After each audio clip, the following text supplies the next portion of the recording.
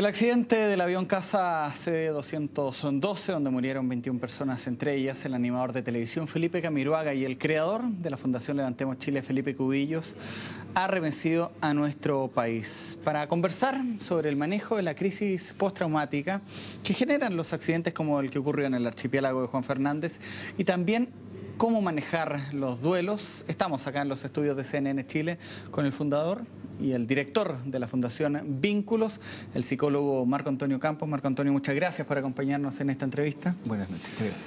Un tema complicado, el duelo, la pérdida. ¿Cómo has visto tú estas muestras de dolor, de afecto, de cariño y de pérdida también que se han quedado en evidencia en los últimos días acá en nuestro país?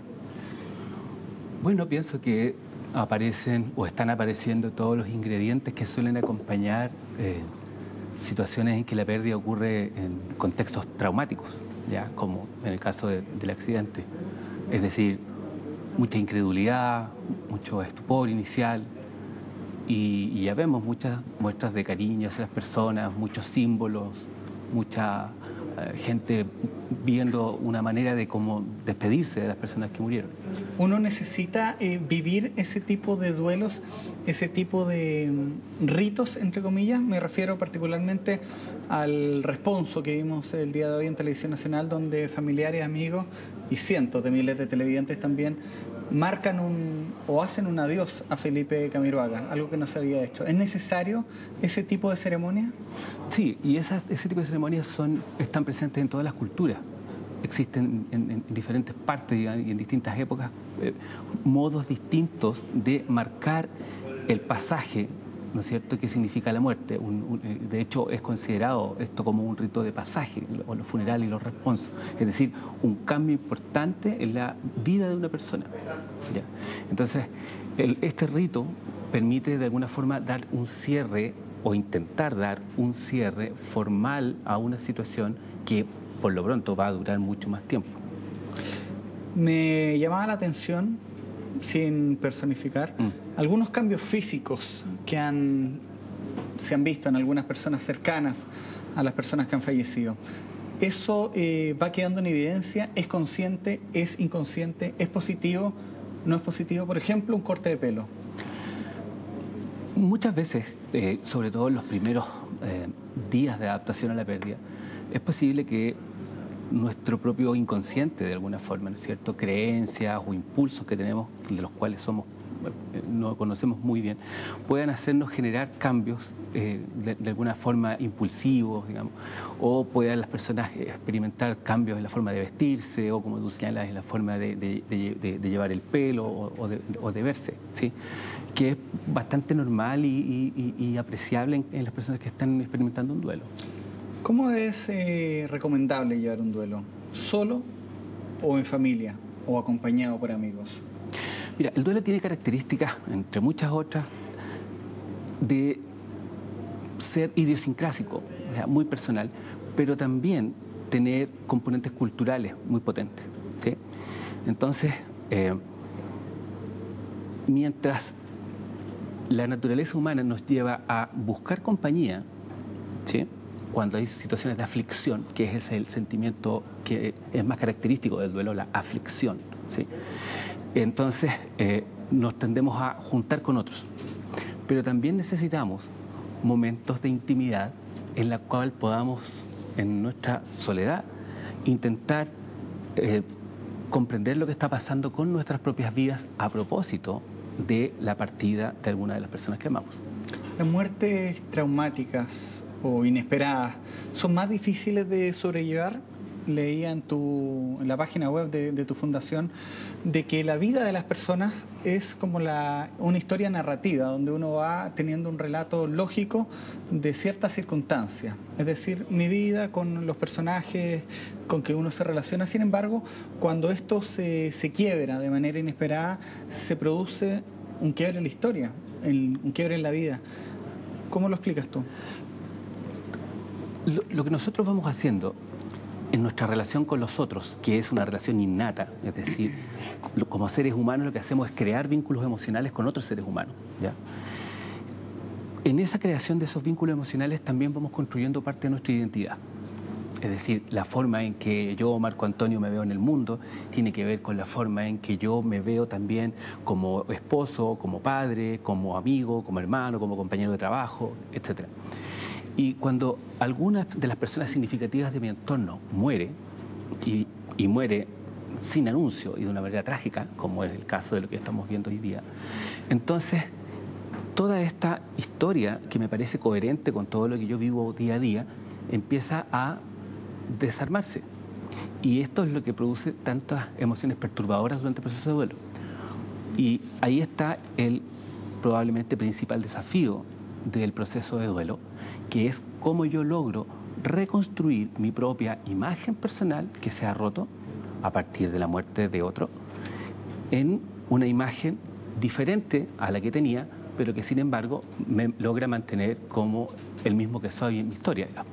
O sea, no es que yo enloquezca y que cambio mi personalidad, pero evidentemente que después de una pérdida que te cambia para siempre, lo que tú tienes que hacer es integrar algunos aspectos en tu vida que tú antes no habías considerado. Por ejemplo, el sentido de finitud, que probablemente muchas de las personas jóvenes que acompañaban, ¿no es cierto?, y querían a Felipe, tienen que ver, y a las demás víctimas, tienen que ver con eso, con darse cuenta de que la vida tiene un fin.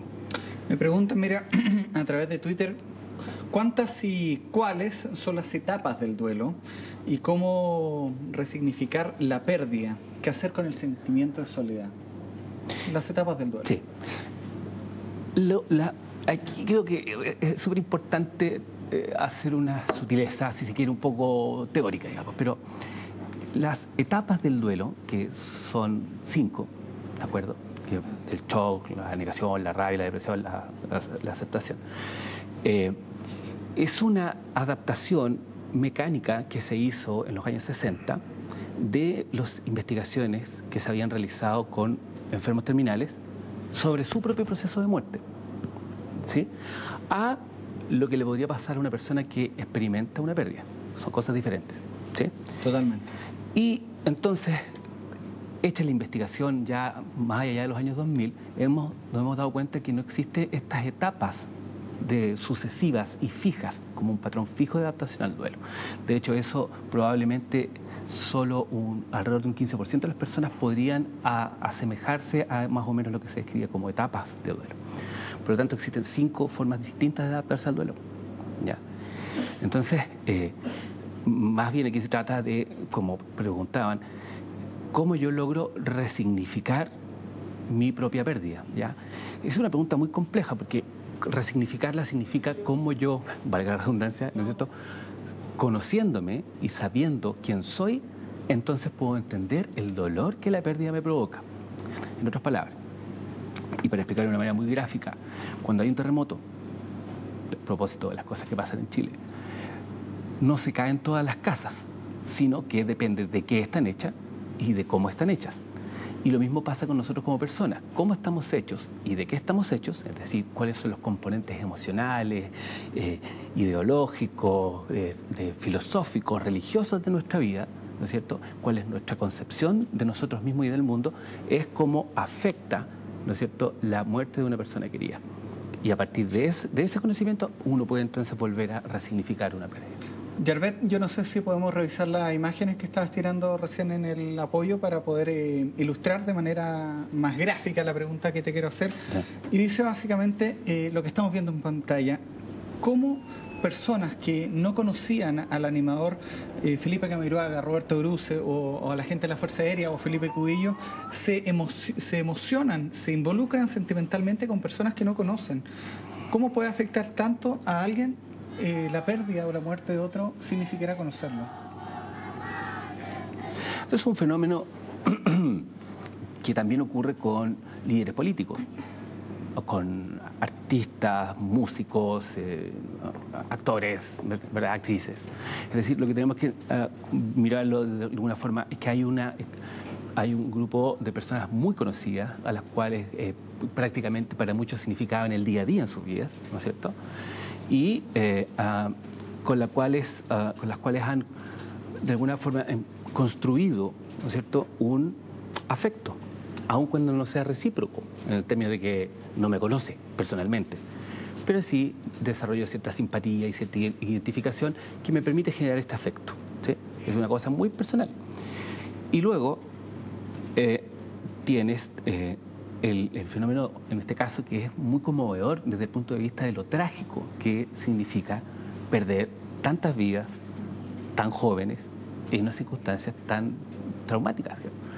Entonces produce un efecto de conmover a muchas personas, ¿ya? Y en el cual además se ha hecho una exposición a través de los medios, digamos, del impacto que emocionalmente ha causado. Sobre lo mismo, Marco Antonio, me gustaría preguntarte si es positivo esta suerte de requiem eterno, de estar reviviendo constantemente la figura de tanto Camiroaga como de Cubillos, de Roberto, de la gente que falleció. En especial de Camiroaga. Ahora va a haber un programa, por ejemplo, debe estar al aire ya, Felipe Camiroaga y sus amigas, y sus amigos, y sus programas, y su vida, y es casi un constante de 24 horas recordando su figura. ¿Es positivo eso? Lo que muestran los datos y lo que dice la experiencia de nuestro trabajo en la Fundación es que las personas, cuando están sobreexpuestas a las claves que les recuerdan a quien muere, pueden sentirse bastante agotadas emocionalmente, ¿ya? Es decir, yo creo que hay que dar ciertas pausas para que el proceso de aceptación de la pérdida, digamos, ocurra. Hay que dar ciertas pausas. Esta muerte, esta tragedia, ha involucrado emocionalmente a mucha gente. Me escribían por Twitter que mucha gente siente miedo a la pérdida, se han visto involucrados emocionalmente muy fuerte. ¿Te parece que conversemos de eso y también de las secuelas psicológicas y físicas que produce un hecho como este externo en la vida de las personas? Sí, encantado. Pausa, volvemos de inmediato.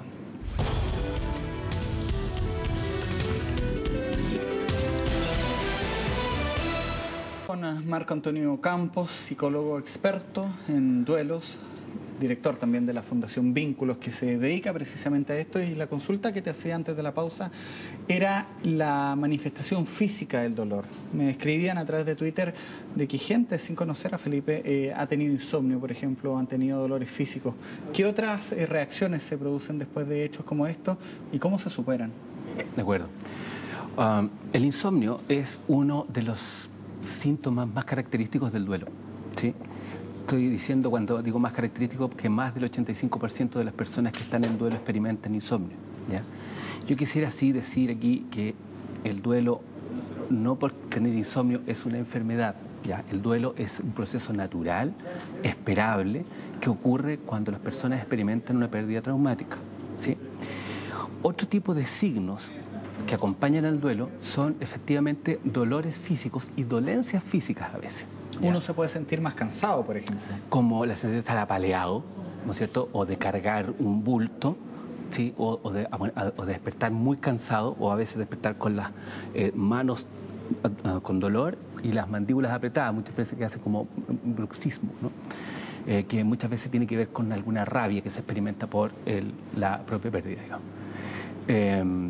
A veces se producen efectos más de largo plazo y más profundos con el duelo. Por ejemplo, se ha visto que hay una relación positiva entre el duelo cronificado o complicado, o sea, cuando el duelo es un problema, y la aparición de cirrosis hepática o algún tipo de enfermedad asociada con el consumo de alcohol o el exceso de consumo de algunos medicamentos. Cuando le comentaba a una amiga que te iba a entrevistar, me contaba una historia personal. Era de que ella había perdido a su padre a los 12 años, 14 años, 15 años. Y luego ella tuvo que tomar el lugar del patriarca en la familia y sostener a la familia prácticamente económicamente durante muchos años. Ahora que ya esto se ha estabilizado y se pudo volver a hacer la vida normal, siente más dolor que en el momento de la pérdida. ¿Por qué?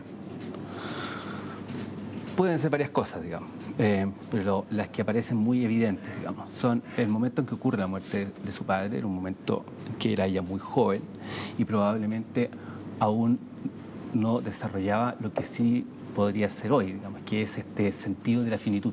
Las personas, todos sabemos que vamos a morir, ¿sí? Sin embargo, las personas no es hasta los 30 años y a veces un poco más, que empiezan a concebir esta idea como una realidad inevitable. Y entonces, antes de esta edad, si bien es cierto que la muerte aparece como una realidad, puede no ser anticipada la propia muerte y por lo tanto puede ser visto siempre como el futuro como algo sin fin. Y cuando las personas empezamos a darnos cuenta de que vamos a morir, entonces empiezan a aparecer los miedos, por ejemplo, miedos a que mis hijos queden solos, miedo a que yo me muera, miedo a que se muera alguno de mis hijos. Y esto no debiera atormentar a las personas, sino que debiera, en el mejor de los casos, ¿no es cierto?, servirnos para reflexionar acerca de aspectos más trascendentales de la propia existencia. O sea, yo creo que con la muerte, y tal vez voy a ser un poco crudo, digamos, uno tiene dos alternativas. O la considera un enemigo al cual debe combatir todos los días, por ejemplo, negando su existencia, haciéndola desaparecer, ¿verdad?, y arrancando de ella, o la considera como un aliado, en el sentido de decir, como yo sé que voy a morir, y como sé que otros van a morir, entonces voy a hacer de mi vida, del día a día, algo que tenga sentido. Marco Antonio, ¿cómo se explica entonces que alguien que ha perdido a su padre 30 años antes, 30 años después, hable esta persona, este familiar, y sienta un nudo en la garganta, ganas de llorar y una pena tremenda? Esa pérdida no estaba procesada, ¿ya? Y no estaba procesada porque no estaba la persona preparada para procesar esa pérdida. ¿Y qué se puede hacer para superar eso? Ahora, cuando la persona entra en contacto con su dolor, como es el caso que tú me estás describiendo, entonces está el camino allanado para hacer una transición, que significa el duelo. El duelo es una transición entre ese que yo era antes de perder a quien amé y ese que yo voy a ser mañana y al cual no logro ver porque no sé qué va a pasar conmigo mañana. O sea, cuando uno pierde a alguien, se produce un cambio inevitable y ese cambio puede ser un cambio positivo o negativo.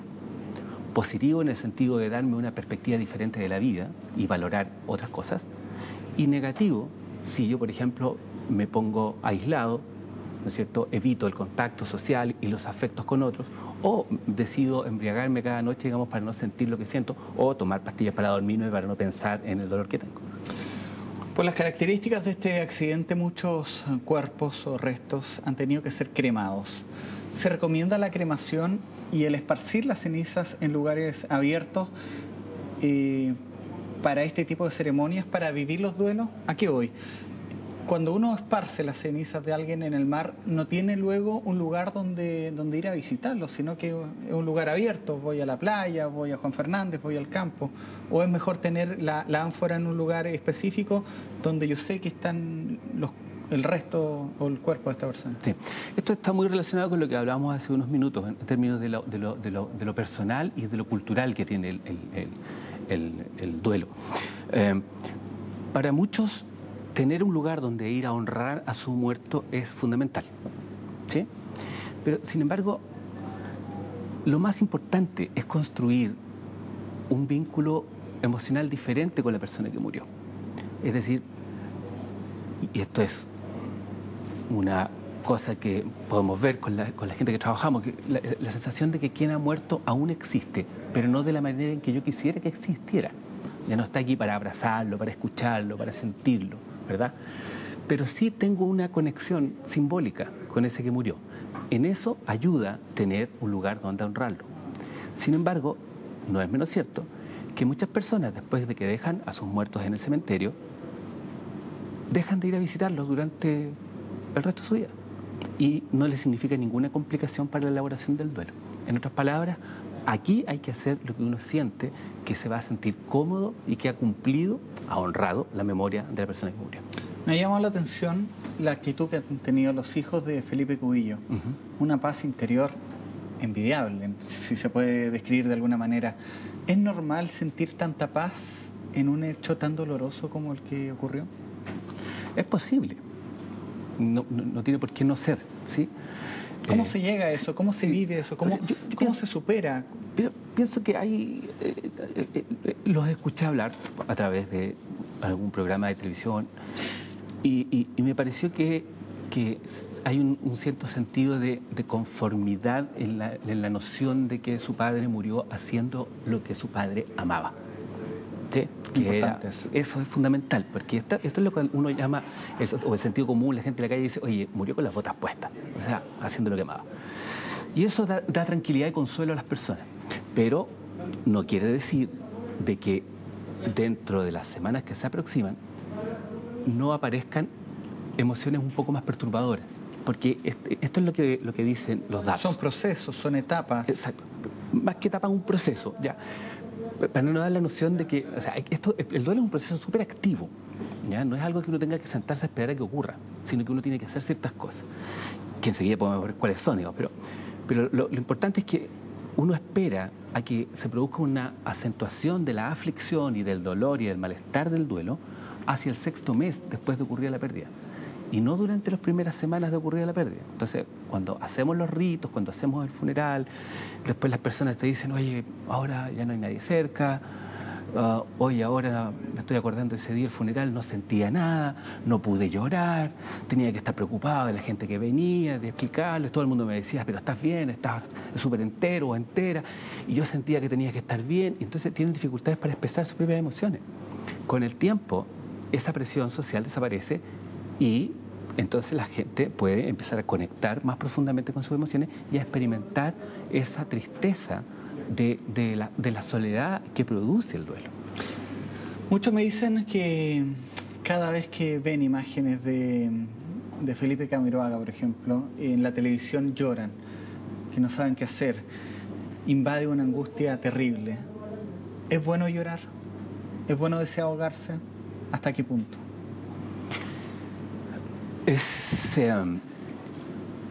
Un aspecto clave para la superación del duelo es darse tiempo para experimentar el dolor del duelo, es decir, acompañarse para sentir la tristeza, a veces la rabia, a veces la impotencia o el sentido de injusticia que mucha gente puede experimentar a propósito de algún tipo de muerte como esta. Pero también es bueno tener a alguien con quien hablar sobre esto. Un amigo, alguien con el cual uno sienta confianza como para poder expresarse, ¿sí? Pero para la elaboración del duelo es fundamental sentir las emociones, pero no solo sentirlas y hacer una catarsis, sino intentar escuchar qué dice esa emoción en el fondo sobre mí mismo en esta situación en la que me encuentro. El desafío que nos pone el duelo es un espejo frente a nuestras vidas y lo que nosotros hacemos es inconscientemente mirar quiénes somos en la propia existencia cuando entramos en un duelo. Tú dices, Marco Antonio, que hay que tratar esto, hay que procesarlo. La fundación, ¿de qué trata, en qué consiste y qué es lo que hace en el día a día con este tema? La fundación es una fundación sobre salud mental, desarrollo humano y felicidad. Y lo que hemos impulsado ha sido un trabajo muy fuerte con el tema de la pérdida traumática, porque nos hemos dado cuenta de realidades crudas en nuestro país, digamos. Por ejemplo, que mueren casi 2.000 personas al año en accidentes de tránsito y otras 2.000 por suicidios. Ustedes trabajan harto en lo de suicidio en especial. Tenemos el sitio web también, por si alguien también se interesa tomar contacto con ustedes. La idea que hacen ustedes es ayudar. Es ayudar a las personas a encontrar claves para elaborar sus propios procesos de duelo. Ahí está apareciendo el sitio web, Fundación Vínculos, ahí está la conmemoración del Día Internacional de la Prevención del Suicidio y también la pérdida, está las noticias, la fundación, quiénes son, bibliotecas, testimonios y el contacto, básicamente para poder tomar contacto con la gente. ¿Cuántos trabajan? ¿Quiénes trabajan ahí? Tenemos un equipo de psicoterapeutas y algunos otros voluntarios, digamos, que son otros profesionales que trabajan con la página web, que trabajan con fotografías, que trabajan con ese tipo de cosas. Pero Camiroaga había participado con ustedes, de hecho. Camiroaga había hecho una donación, la cual vuelvo a agradecer, en noviembre del año pasado a esta fundación por un programa de pérdida traumática, irónicamente. Ya pues, muchas gracias. Vamos a seguir pendientes de este tema, este duelo nacional que está viviendo prácticamente el país entero, pero también era necesario tener un tiempo para conversarlo en extenso, sobre todo las etapas y cómo se supera esto de un dolor que está sintiendo mucha gente en estos días y se ha reflejado de diferentes maneras. Muchas gracias por acompañarnos. Gracias a ti. Y gracias a ustedes por venir a escuchar esta conversación. Ahora sigan informándose acá en CNN Chile.